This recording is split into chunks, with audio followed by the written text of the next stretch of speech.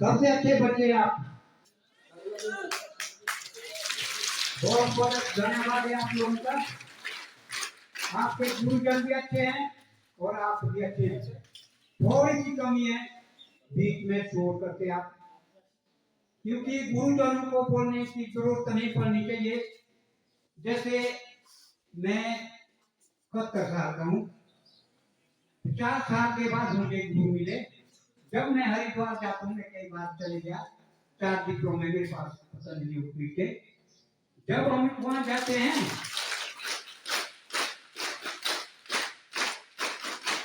तो जब गुरु जी वहां योग कराते हैं या ज्ञान देते हैं तो हमारी नजर सीधी गुरु जी के मुंह में होगी।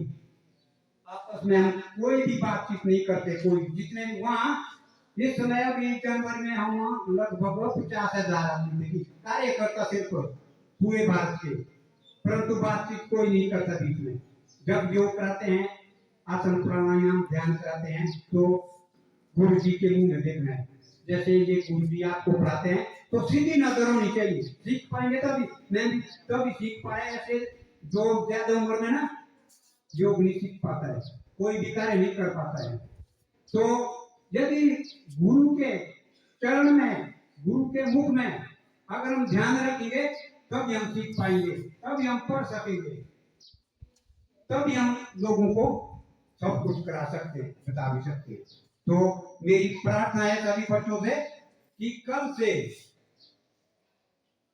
आपने जब भी कोई पढ़ाई करनी है, गुरु के आगे जब भी बैठते हैं, बिल्कुल शांत स्वभाव से एक ध्यान रखना है।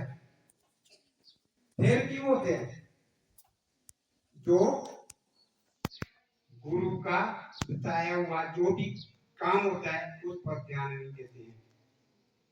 जैसे पढ़ाते हैं, छोटे बातें करने इधर उधर आपस में, वो नहीं करनी है। जो ध्यान पढ़ाई पर नहीं देता है, गुरु पर ध्यान नहीं देते हैं, वही बच्चे फेल होते हैं। जो ध्यान पूर्वक पढ़ेंगे, सुनेंगे, समझेंगे और उसका प्रयोग करेंगे तो कोई बच्चा फेल नहीं हो सकता है। मैंने खुद आजमाया, 70 साल उम्र होगी मेरी, मैं पता नहीं, हमारे आगे तो और भी देर से बड़े बड़े योगी बहुत है हमारे भारत में, मैं तो सबसे छोटा हूँ। तो आपने भी जो भी मैंने आपसे प्रार्थना की है, ये है प्रार्थना अपने लिए नहीं, आपके जीवन के लिए। जो मैंने कहा मैंने अपनाया, तभी मुझे आज जो आपके आगे मौका मिला इस योग करने का। ईमानदारी से, ईमानदारी से स्कूल में पढ़ना, ईमानदारी से, सीधे स्वभाव से, कोई शरारत नहीं करनी है, आपस में बैर विरोध नहीं करना है। हमारा दुश्मन कौन है? सबसे पहले है रोग, दूसरा हमारे अंदर जो बैर विरोध की भावना होती है, एक दूसरे से भेदभाव, छोटा बड़ा, अमीर गरीब, काला गोरा, ये भेदभाव कभी नहीं करना है। इंसान के अंदर संस्कार होने चाहिए।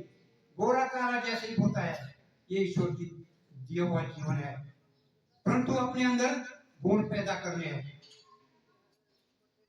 वेल्थ भी जो है ना गुणों की होती है, रूप की नहीं।